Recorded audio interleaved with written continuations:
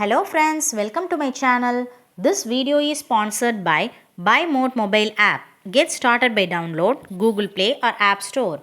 இன்னைக்கு நம்ம குழந்தைங்களுக்கு கீ ரைஸ் எப்படி பண்றதுன்னு பார்க்கலாமா? வாங்க வீடியோக்குள்ள போலாம்.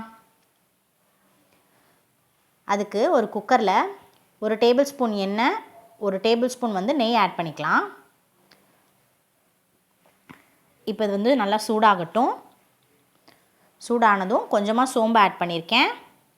ஒரு பிரிஞ்சி இலை, ஒரு சின்ன துண்டு பட்டை, ஒரு கிராம்பு, ஒரு ஏலக்காய், 2 பச்சை மிளகாய் லைட்டாக கீறி கட் பண்ணி உள்ளே சேர்த்துருக்கேன். ஒரு மீடியம் சைஸ் வெங்காயத்தை பொடியாக நறுக்கி அதையும் உள்ளே சேர்த்தாச்சு. இப்போ வெங்காயம் நல்லா பொன்னிறம் ஆகிற வரைக்கும் நல்லா வதக்கிக்கலாம். நல்லா பொன்னிறம் ஆயிடுச்சு. இப்போ இதில் பொடியாக நறுக்கின கொத்தமல்லி புதினா இலைகளை உள்ளே சேர்த்துக்கலாம். கொஞ்சம் நேரம் கலந்து விட்டுட்டு கொஞ்சமாக இஞ்சி பூண்டு பேஸ்ட் ஆட் பண்ணிக்கலாம். கொஞ்சம் மைல்டாக ஆட் பண்ணாவே போதும். நல்லா கலந்து விட்டாச்சு. இப்போது ஒரு மீடியம் சைஸ் தக்காளியில் ஒரு 1/4 தக்காளி மட்டும் ஆட் பண்ணியிருக்கேன். கொஞ்சமாக உப்பு சேர்த்து கலந்து விட்டுக்கலாம். இப்போ நான் பாஸ்மதி ரைஸ் ஒரு 1/2 அன் ஹவர் ஊற வச்சுருக்கேன். ஒரு 200 கிராமும் கொஞ்சமாக கையில் எடுத்து போட்டிருக்கேன். அதுக்கு 2 கிளாஸ் தண்ணி வச்சுருக்கேன். தண்ணி நல்லா கொதிச்சிருச்சு. இப்போ அந்த ஊற வச்ச அரிசியை தண்ணியெல்லாம் வடிச்சிட்டு இப்போ உள்ளே சேர்த்துக்கலாம்.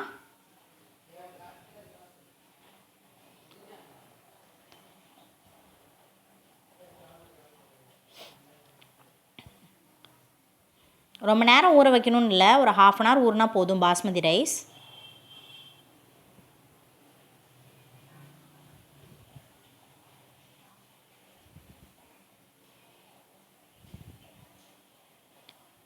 அரிசி எல்லாம் இப்போ உள்ளே சேர்த்தாச்சு.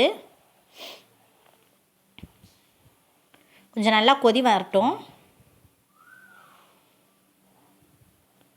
மைல்டாக கிளறி விட்டுக்கலாம்.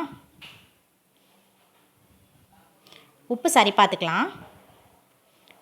உப்பெல்லாம் சரியாக இருக்குது.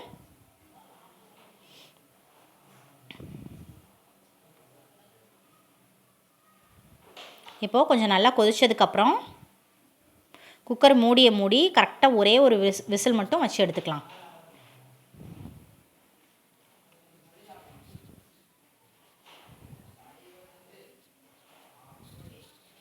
ரொம்ப நேரம் வச்சா குழஞ்சிரும். ஒரு விசில் மட்டும் விட்டுட்டு அப்படியே ஆஃப் பண்ணிடலாம்.